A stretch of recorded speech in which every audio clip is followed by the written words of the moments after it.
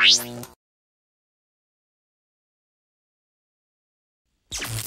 I'm Mark Waters with Startup Canada, and what we want to find out today is a little bit about local entrepreneurial communities, local entrepreneurial culture. So why don't you tell us a bit about yourself and why you decided to become an entrepreneur, and why you decided to do this in Nova Scotia? Okay. You want me you hold that? Okay. Okay.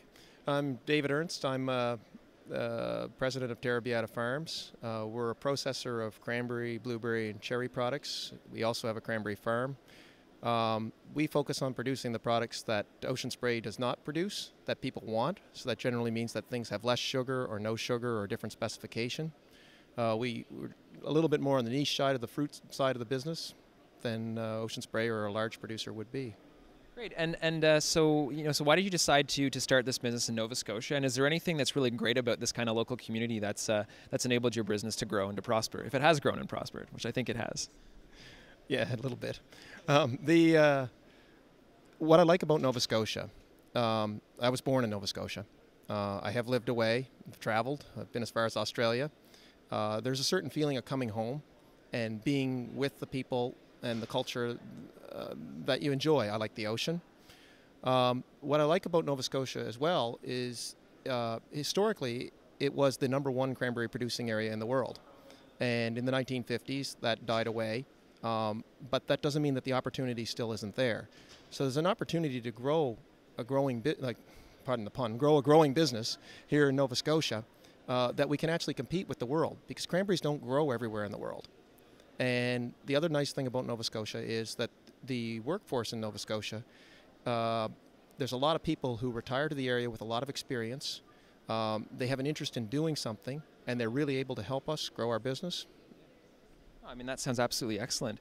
And one of the things that we're also doing in this tour is we're trying to identify, are there any common challenges that you see in the entrepreneurial space, whether it's typical to Nova Scotia, whether this is across Canada, that you see that aren't being addressed, and that you think that there's something like the Startup Canada movement could help to address, or maybe you've got your own really creative solution. I'm wondering what your thoughts are on that.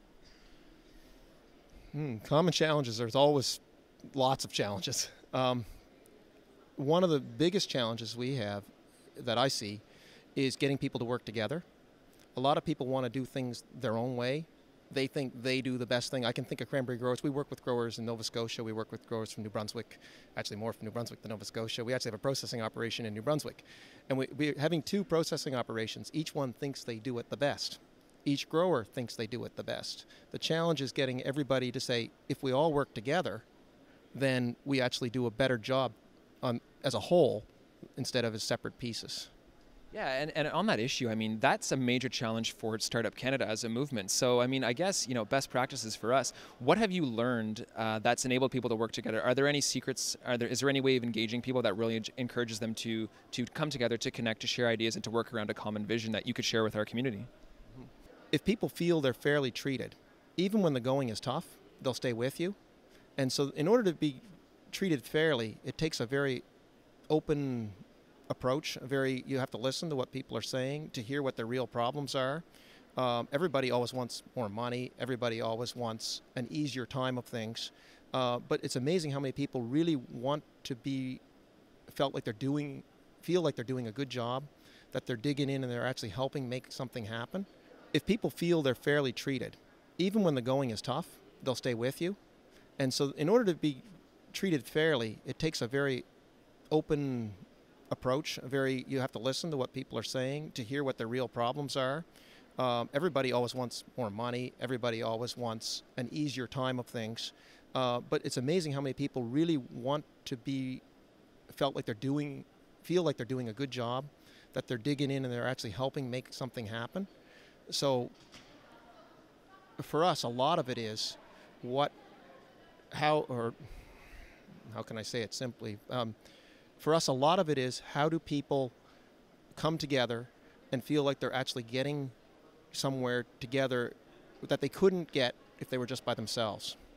Yeah, Yeah, absolutely. And if you wouldn't mind just panning to the room for 1 second, because right on this point, this is what this is all about, right? We have people coming together, sharing ideas, and the concept is we want to have people recognize that they're being listened to, that they've got a place to share this knowledge, this expertise, these ideas. And I think that, you know, is this the type of thing that you think blends into that idea of respecting people, letting them feel like they're going to be able to contribute to a solution, and maybe create, you know, some new ideas and some new collaborations coming out of this that we wouldn't have seen before? Yes, I'm a really big believer in that if you get people together, especially people who you're not totally comfortable with, and those people really are interested in getting a little bit for themselves and giving a little bit from themselves, that everybody gains together.